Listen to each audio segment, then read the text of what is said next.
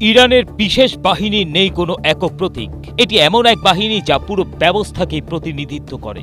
ইরানে special force কোনো brand নয়, বরং একটি কার্যগত ধারণা।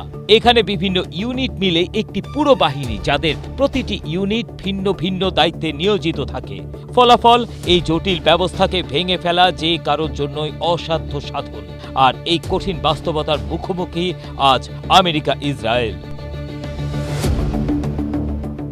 ইরানের সামরিক সক্ষমতা মানে কুদস ফোর্স, এটাই গণমাধ্যমে সবচেয়ে বেশি প্রচারিত। কিন্তু ইরানে সীমিত আক্রমণ হলে প্রথমেই যে ইউনিটগুলো প্রতিক্রিয়া দেখাবে এবং প্রথম কয়েক ঘন্টায় পরিস্থিতি নিয়ন্ত্রণে নেবে, তাদের কথা প্রায় আলোচনাই হয় না। স্ট্রবেরি সুপার ডটেড ও ক্লাসিক ভ্যারিয়েন্ট সেন্সেশন জাগুক শিহরণ।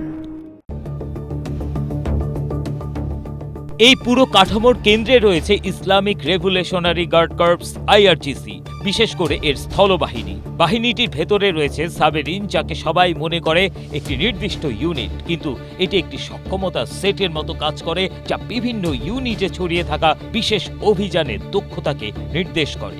এই ইউনিটগুলো প্রশিক্ষিত হয় হঠাৎ হামলা, হেলিকপ্টার থেকে নামানো অভিযান এবং কঠিন ভূখণ্ডের লড়াইয়ের জন্য। ইরানের এলিট সামরিক সক্ষমতা একটি নির্দিষ্ট স্থানে জড়ো হয়ে থাকে না, থাকে পুরো দেশ জুড়ে ছড়িয়ে। সাবেরিনের পাশাপাশি আরও কিছু ইউনিট রয়েছে, যেমন দক্ষিণ পূর্বাঞ্চলে সালমান ফার্সি ব্রিগেড বা অন্যান্য বিশেষ ব্রিগেড, যেগুলো স্থানীয় নিরাপত্তা বাহিনী এবং উচ্চ পর্যায়ের কৌশলগত ইউনিটের মধ্যে সেতুবন্ধন তৈরি করে, দুর্বল জায়গাগুলোকে শক্তিশালী করে এবং হঠাৎ করে উদ্ভূত হুমকির জবাব দেয়। আইআরজিসির অন্য ইউনিটগুলোর তুলনায় নোহেদ অনেক বেশি ক্লাসিক্যাল বিশেষ বাহিনীর মতো এয়ারবোর্ন প্রশিক্ষণপ্রাপ্ত, গোয়েন্দা কার্যক্রম এবং সরাসরি অভিযানে দক্ষ, দ্রুত মোতায়েনযোগ্য। নোহেদকে বিশেষভাবে আকর্ষণীয় করে তোলে শুধু এর প্রশিক্ষণ নয়, বরং সীমিত হলেও বিদেশে এর কার্যক্রম। আইআরজিসি নৌবাহিনী একটি বিশেষ ইউনিট পরিচালনা করে, যাকে প্রায় সেপাহ নেভি স্পেশাল ফোর্স এসএনএসএফ বলা হয়। বাহিরের শক্তির সাথে সংঘাতে ইরান বড় আকারে প্রচলিত যুদ্ধের চেয়ে সীমিত ও ভৌগোলিকভাবে নির্দিষ্ট অভিযানে, বিশেষ করে সমুদ্র পথে বেশি আগ্রহী।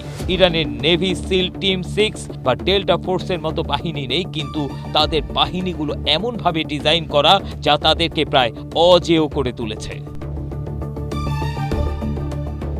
আবার বাসিস ইউনিটগুলো কৌশলগত পর্যায়ে আইআরজিসির সঙ্গে একীভূতভাবে কাজ করে। তারা শক্তি বৃদ্ধি, স্থানীয় তথ্য এবং জনবল সরবরাহ করে, এবং তারা প্রতিরক্ষা ব্যবস্থার প্রথম পর্যায়েই থাকে। ইরানের বিশেষ বাহিনী কোনো একক কমান্ডের অধীনে সংগঠিত নয়, বরং একটি স্তরভিত্তিক ব্যবস্থা। এখন এটি মার্কিন বাহিনীর মূল মাথা ব্যথার কারণ। এইসব তথ্য তুলে ধরে বিশ্লেষণধর্মী প্রতিবেদন প্রকাশ করেছে the Cradle. Text report, Asia post.